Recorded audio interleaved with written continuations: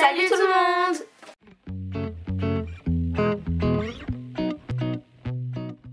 Donc aujourd'hui on se retrouve dans une nouvelle vidéo qui sera un ask sur la rentrée. Donc on a divisé cette vidéo en 3 catégories. Donc une première catégorie sur l'année précédente, donc la 6ème pour Elsa et la première pour moi. Une deuxième catégorie sur l'année à venir, donc la 5ème pour Elsa et la terminale pour moi. Et une troisième et dernière catégorie sur notre organisation en général. Donc comme on avait beaucoup de questions, on a dû en supprimer quelques-unes. Ouais, on n'a pas répondu, voilà c'est ça. Mais bon, on espère quand même que ça va vous plaire et on vous laisse avec la suite. C'est parti! Donc on nous a déjà demandé notre bilan sur notre année. Donc pour ma part c'était quand même une bonne année, donc j'étais en première. C'est vrai que j'appréhendais pas mal l'année parce qu'avec le bac et tout, avec la réforme etc, bah, j'appréhendais pas mal. Et finalement ça s'est quand même bien passé dans l'ensemble. Les épreuves qu'on a faites, elles se sont bien passées, j'ai eu des bonnes notes, donc j'étais contente de moi. Et puis voilà, bonne année. Moi du coup c'était la 6ème, donc en vrai ça va, c'était une bonne année. Après il y a eu le confinement, donc c'était pas une année vraiment entière. Mais enfin ça va, c'était pas hyper dur et tout, genre pour moi ça reste, je pensais que ça allait être beaucoup plus dur la 6ème et tout. Mais en vrai non, ça va, c'était bien. Ensuite, est-ce qu'il y a une matière où on est moins forte qu'une autre? Donc là on va prendre sur l'année qui vient de se passer, du coup on va pas faire par exemple en 6ème on était nul en ça, en 5ème on était nul. Enfin on va faire sur l'année qui s'est passée là.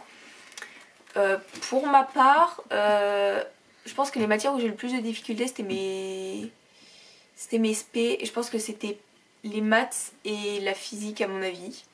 Pas la physique de l'enseignement scientifique, ça allait, mais la physique SP c'était vraiment dur, et les maths aussi.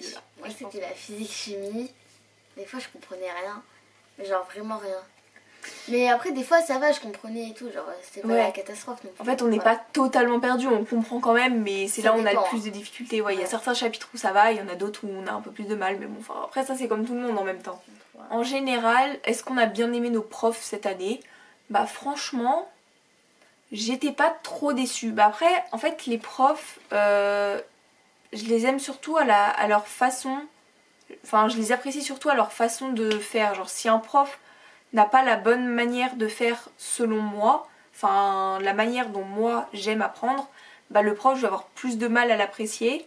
Mais après il y a quand même des profs qui ne travaillaient pas à ma façon, mais que au fond en fait je savais qu'ils étaient gentils quand même, et que voilà, donc en fait je les appréciais quand même. Donc franchement en général ouais, mes profs cette année ils étaient sympas quand même. Moi mes profs, non moi ça va hein, quand même, j'ai eu de la chance, enfin genre... Enfin, ils étaient pas non plus sévères, mais ils étaient pas non plus hyper gentils, quoi. Genre, ils étaient Normaux, voilà. Ensuite, votre classe était comment? Alors honnêtement, pour vous raconter un peu, au début de l'année quand je suis arrivée et qu'il y avait les listes de classes affichées, et ben en fait j'étais toute seule dans ma classe, hein. Clairement j'avais aucune amie. Genre, il y avait des gens que je connaissais, enfin forcément, mais c'était pas mes amis, c'était pas des gens avec qui j'avais l'habitude de parler, et je me suis dit mais je suis toute seule en fait.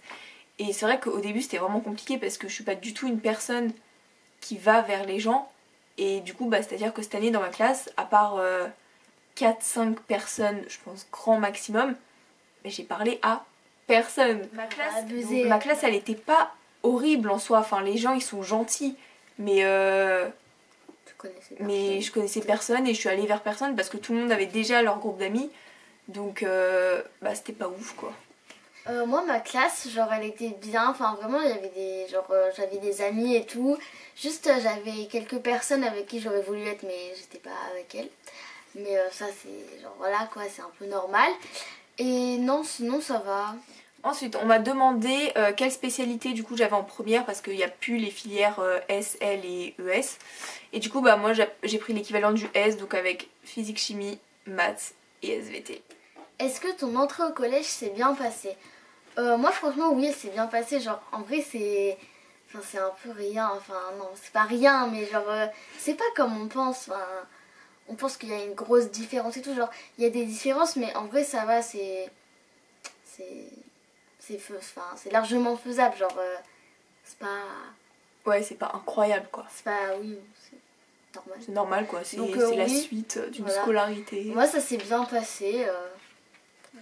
Est-ce que le fait d'avoir été la première année de la réforme m'a stressée? Alors honnêtement, oui, parce que on avait toutes les informations au dernier moment et les profs, bah ils en savaient pas plus que nous en fait. Ouais, les profs avaient les informations un peu au dernier moment et du coup bah nous on les avait encore plus tard.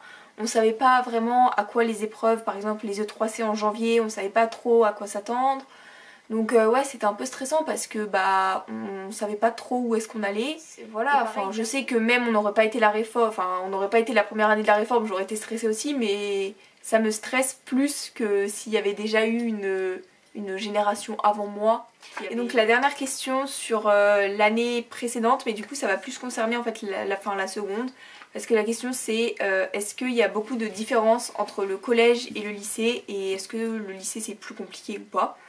Alors honnêtement, moi j'ai trouvé qu'entre la troisième et la seconde, il y avait quand même une sacrée marche niveau difficulté dans les matières. Mais après au niveau de l'organisation, pas forcément en fait. Bah, t'es beaucoup plus libre au lycée au niveau de l'organisation, donc c'est-à-dire que je sais qu'au collège on a une liste de fournitures imposées, donc où il te faut un cahier pour telle matière, un classeur pour telle matière, et les profs te disent exactement ce que eux ils veulent. Alors qu'au lycée t'es beaucoup plus libre, si par exemple tu veux prendre un cahier pour telle matière mais un classeur pour celle-là, bah, les profs ils seront pas derrière toi pour dire non moi je veux ça. Après oui, il y a des profs qui imposent, par exemple je sais que moi j'avais certains profs qui voulaient qu'on ait un cahier ou qui voulaient qu'on ait un classeur. Mais après, si tu respectes pas, ils vont pas venir derrière toi en disant non, toi, je t'engueule parce que t'as pas ce que je veux. Donc sur le point là, t'es plus libre. Après, pareil, au niveau de la cantine, hors cours, t'es beaucoup plus libre aussi, et ça, c'est une grosse différence aussi. Et niveau de difficulté, je pense que dans certaines matières, par exemple, je pense surtout en maths, il y a une sacrée différence. Je sais que moi au collège les maths ça allait nickel, ça roulait comme sur des roulettes vraiment, et je suis arrivée au lycée et vraiment ça a dégringolé, mais vraiment je galérais, je comprenais rien du tout. Après je me suis accrochée, j'ai travaillé, donc forcément je comprenais et j'arrivais à la fin, ça allait forcément beaucoup mieux. Mais par exemple les matières comme l'histoire géo, le français, les trucs comme ça, c'est vraiment une continuité, il n'y a aucune différence, mis à part que peut-être qu'il y a des profs qui seront plus prises de notes et que du coup vous allez devoir plus noter, ils vont moins noter au tableau qu'au collège, mais après ça on s'habitue assez rapidement et au final ça va quand même. Une bonne rentrée, c'est quoi pour vous? Moi une bonne rentrée c'est... Si ouais, une bonne rentrée c'est quand même être dans une classe où on se sent à l'aise quand même dès le début, avoir un emploi du temps pas trop catastrophique et ouais voilà en fait c'est ça. Moi pour moi une bonne rentrée c'est... déjà parce que le premier jour, genre si déjà il t'arrive des galères et tout, c'est trop chiant. C'est ressortir de la salle de classe, ressortir des quelques heures de cours que t'as faites avec le sourire aux lèvres en fait déjà. Comment vous voyez cette année scolaire? Moi genre j'ai trop un mauvais pressentiment. Je sais pas trop, vraiment... J'ai trop peur d'avoir d'être toute seule dans ma classe. Ouais, déjà moi je sais que ma classe elle va rester quasiment pareille, donc déjà ça me... Voilà. Après je dis pas que ça va mal se passer et tout, hein. Ça se trouve ça va bien se passer, mais déjà vu que j'ai les épreuves de bac, déjà ça me stresse. Mais comment je la vois honnêtement, je sais pas en fait. Vraiment j'ai un peu du mal à m'imaginer. Je la vois stressante, mouvementée et très rapide. Moi je sais pas, genre à la fois ça m'excite, mais genre je sais pas, j'ai l'impression que je vais avoir un trop mauvais emploi du temps, une mauvaise classe. Genre vraiment... On verra bien de toute façon. Ensuite, quel spé j'ai gardé pour cette année? Donc comme je vous ai dit, j'étais en spé physique, SVT et maths.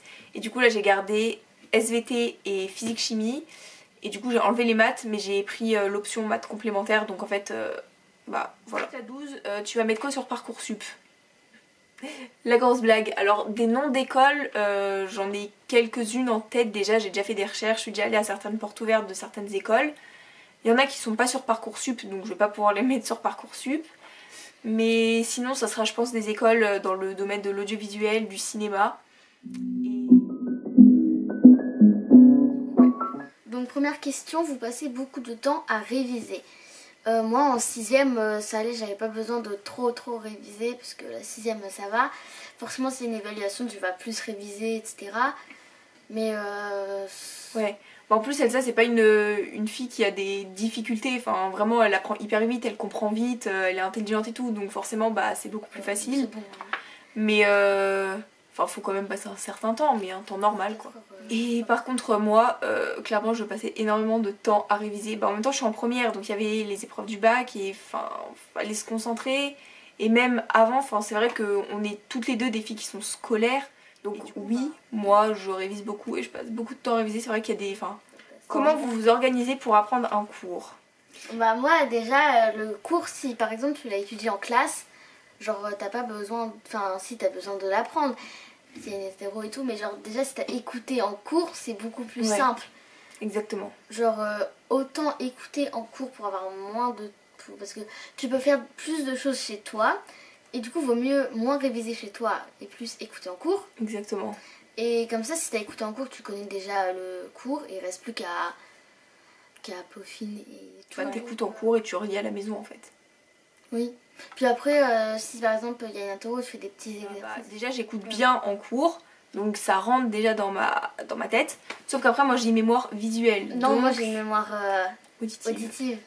Donc du coup après quand je rentre chez moi, bah je remets tout ce qu'on a écrit en cours, enfin tout ce que j'ai noté en cours, bah je fais des fiches donc par matière, je fais des fiches, je note le plus important, les dates en histoire ou enfin je note le plus important en fait. Et après je relis et c'est en relisant et que ça rentre dans ma tête. Et le fait d'avoir une mémoire visuelle en fait moi c'est que dans ma tête en fait j'ai ma fiche en photo et du coup après si je connais vraiment bien mon cours, je sais que quand tu auras une question posée en contrôle, je vais savoir que ça c'était positionné là sur ma fiche et je vais réussir à le ressortir en fait en contrôle. Et c'est ça qui m'aide, c'est en faisant des fiches et en les relisant, en fait, en les imprimant dans ma tête. Et après sinon j'avais aussi des manuels d'exercices avec d'autres cours reformulés d'une autre manière. Donc ça aussi ça aide parfois parce que quand t'as pas compris le cours avec ton prof, avoir un autre cours à côté écrit d'une autre façon ça peut aider. Et voilà. Ensuite, comment je me suis organisée pour tout ce qui est bac et E3C. Alors comment je me suis organisée, donc les E3C il y a histoire, géo, anglais, allemand. Et c'était du coup en janvier la première série et on devait avoir une deuxième série en avril. Après on devait avoir de l'enseignement scientifique aussi, donc SVT, physique du tronc commun. On devait avoir le bac de français aussi, donc écrit oral. Sauf que bon avec le confinement on n'a pas tout passé. Donc c'est à dire que pour les E3C qu'on a passé en janvier, donc on les a passés normalement. Anglais, allemand, j'ai pas vraiment... j'ai relu la grammaire juste pour réviser en fait, enfin voilà. Mais après j'ai pas plus révisé que ça parce que du coup c'était une compréhension orale et une expression écrite. Donc après c'est tu comprends pas, tu sais parler la langue, tu sais pas parler la langue. Donc c'est sur le long terme et on peut pas se mettre une semaine avant l'épreuve à se dire ah je vais apprendre à parler anglais, je vais apprendre à parler allemand, enfin c'est pas possible. Après pour l'histoire géo, dès septembre en fait, je faisais mes fiches. À chaque fois je faisais mes fiches par chapitre. Et du coup le cours il rentrait dans ma tête au fur et à mesure. Et pour les E3C, j'ai relu mes fiches, j'ai révisé mes fiches. Et voilà en fait, j'ai pas fait plus parce que de toute façon c'était pas possible. On avait fait tellement de chapitres depuis septembre que je suis arrivée, il y avait des chapitres que je connaissais beaucoup plus. Après du coup les autres épreuves on les a pas passées. Mais sinon... pareil pour l'enseignement scientifique, j'ai fait mes fiches tout au long de l'année, même pendant le confinement j'ai continué à faire mes fiches au cas où. Voilà. Et pour le français, du coup c'était de base on avait 24 textes, ensuite c'est passé à 15 pendant le confinement, ensuite ça a été carrément annulé. Mais ce que je faisais c'est que je faisais une fiche par texte, donc je reprenais le texte, je faisais ma fiche donc avec toutes les figures de style, je listais les figures de style. Après pendant le confinement pour l'oral, donc pareil j'ai écrit une intro et une conclusion pour chaque texte que je comptais apprendre mais que je n'ai du coup pas apprise vu qu'on n'a pas passé l'oral. Et pour l'écrit, comment je me serais organisée, pour le bac blanc j'ai juste relu mes cours en fait parce que de toute façon le français c'est pas soit c'est juste soit c'est faux, après ça s'adapte un peu en fonction du correcteur que t'as, en fonction de la façon dont t'as formulé, en fonction de la manière dont tu vois le texte. Donc j'ai relu les figures de style, les différents mouvements littéraires, les différents styles. Et voilà, et c'est comme ça que je me serais organisée pour le vrai bac, mais vu qu'on l'a pas passé, bah voilà. Et ouais. Mais ce que je faisais aussi, c'est que je me suis fait un emploi du temps, donc c'est-à-dire tel jour je faisais ça. Et ça aide aussi, parce que si on se met devant ses cours en disant oh, j'ai ça à faire, j'ai ça à faire, j'ai ça à faire, moi je sais que ça fonctionne pas. Donc moi je me faisais un emploi du temps, je me disais tel jour je fais ça, tel jour je fais ça. Comment on s'organise entre les cours et le poney? Bah moi ça va, j'avais pas beaucoup de cours, donc en vrai moi c'est passé tout seul. Enfin, genre je finissais, en plus le vendredi, j'ai cours de poney le vendredi, et je finissais à midi ou à 14h20, du coup j'avais de la chance. Ouais. Donc là je peux pas trop dire. Après bah moi du coup elle montait une fois par semaine le vendredi et tu faisais voltige le mercredi après-midi. Et moi du coup je monte et je vais toujours monter l'année qui va arriver du coup le mardi soir et le vendredi soir. Donc c'est vrai que j'ai eu de la chance parce que par rapport à mon emploi du temps, bah mes cours de poney j'avais le temps de rentrer chez moi, de prendre mon temps de me changer.